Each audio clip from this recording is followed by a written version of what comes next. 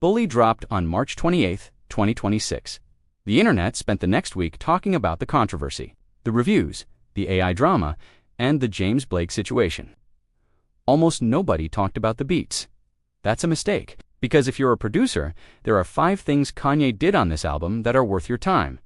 Not because the album is perfect, it isn't, but because Kanye's production instincts are still operating at a level that most producers won't reach in a career.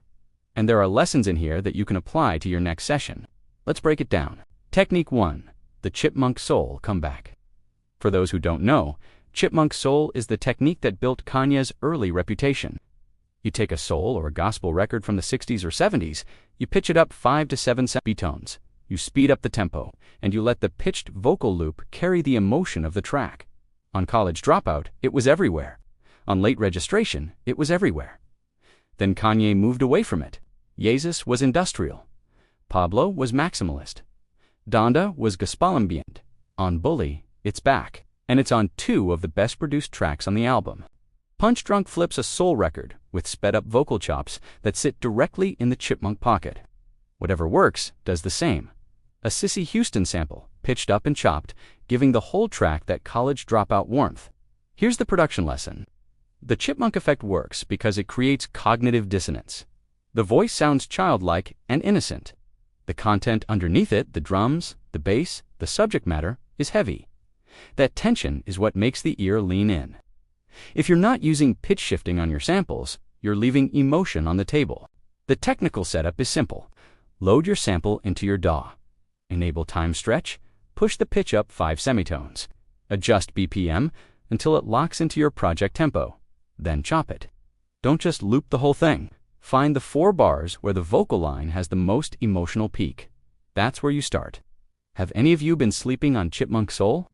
Drop what genre you produce, and I'll tell you how to apply it. Comments below. Technique 2.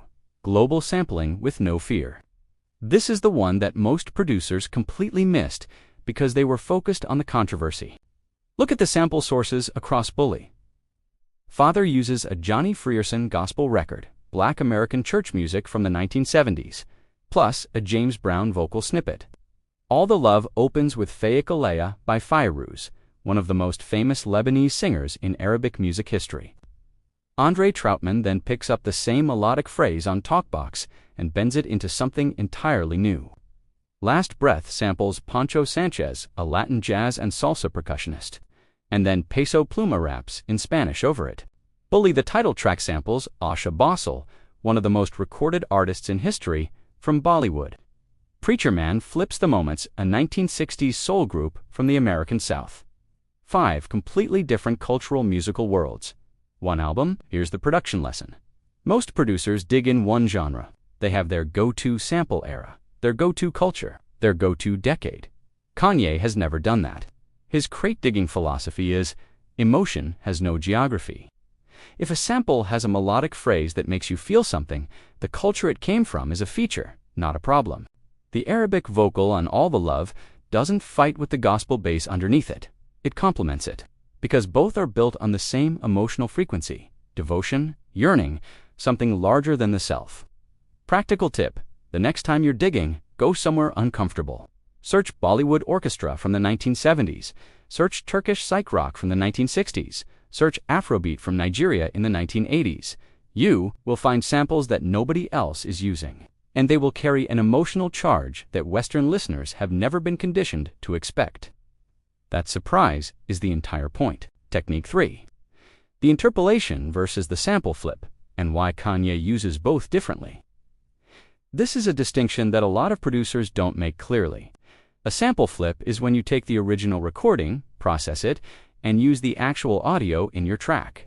An interpolation is when you re-record the melodic or harmonic idea from an existing song using new musicians and use that re-recording instead. Bully uses both, and Kanye uses them for different purposes. On I Can't Wait, the Supremes' You Can't Hurry Love is running through the track. Diana Ross's voice is there. That's a sample, the original recording, processed and placed. On White Lines, Stevie Wonder's version of Close to You is referenced, but it's been processed and rebuilt. The original energy is there, the melodic idea is there, but the execution is closer to interpolation territory. Understanding the difference matters for two reasons. First, legal. A direct sample requires clearing both the master recording and the publishing. An interpolation only requires clearing the publishing, which is almost always cheaper and faster. Second, creative control. When you interpolate, you can shift the key, the tempo, the instrumentation, and the feel entirely. You're not locked to what the original recording sounds like.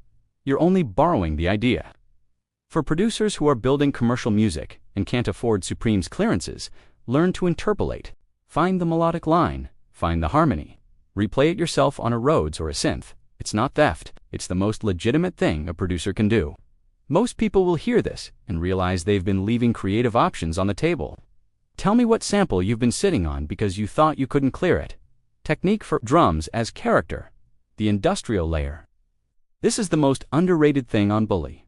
Kanye didn't just make a soul sample album, he made a soul sample album where the drums are doing something completely different from the samples.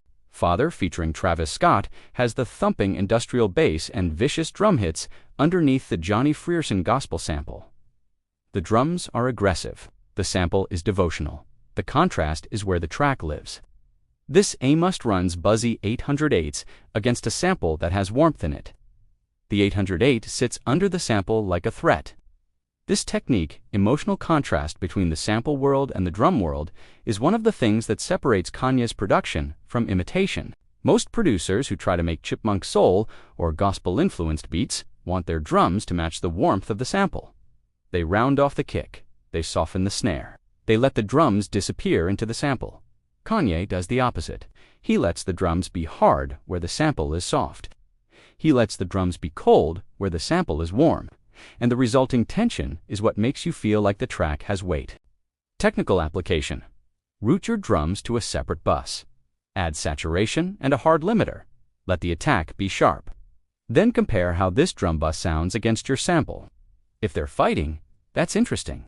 Don't resolve the tension immediately. Sit with it. It might be the most interesting part of your beat. Technique 5. The incomplete arrangement as a creative statement. This one is going to be controversial. But stay with me. Critics called Bully unfinished. Songs that seem to end before they develop, structures that open and don't resolve. Verses that stop before a second verse. I'm not going to argue that this is always intentional. Some of it probably isn't. But there's a thing that Kanye does, that he's always done, where the arrangement itself becomes the emotion. Circles is 2 microverses and a 1-word chorus over a Cortex sample. That's it. No development. No second act. But the sample Hewitt, October 1971, is so complete in itself, so fully realized as a piece of music, that adding more would have ruined it. The production lesson: sometimes your job as a producer is to get out of the way. If you find a sample that is emotionally complete on its own, the question isn't how much can I add, the question is how little can I add while still making a track. MF Doom used that same Cortex sample on Food. Tyler used it on Bastard. Now Kanye, 3 completely different production philosophies around the same source material. What Kanye's version teaches you is that Restraint is a production choice, not a default, not a limitation, a decision. The beat is complete when removing anything would make it worse. That's the line. The next time you're overdressing a beat, layering synths, you don't need adding hi-hats that clutter the groove. Ask yourself what this track sounds like with half of what's there.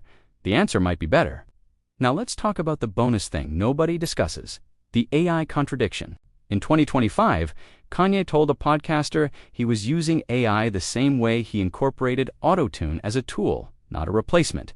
Then, in March 2026, when dropping the tracklist, he posted, "Bully on the way, now you'd know." But the physical copies that shipped still had generated deepfake vocals on, Preacher Man. And the streaming version, which came out later, replaced those vocals with re-recorded takes. Here's what this means for producers. The AI debate in music production is not going away. And Kanye, intentionally or not, became the example the industry will use for years. The technical reality: AI vocal pitch tools, stem separation, and auto-arrangement tools are now in every producer's workflow, whether they admit it or not. The creative reality: listeners notice the difference between the AI vocals and the real ones. the re-recorded version of Preacher Man is universally preferred. That tells you something important about where the line actually is. Tools that make you faster, yes. Tools that replace the human voice. The jury is still out, and right now the jury is leaning against use the tools, understand the tools, don't let the tools make decisions you should be making yourself.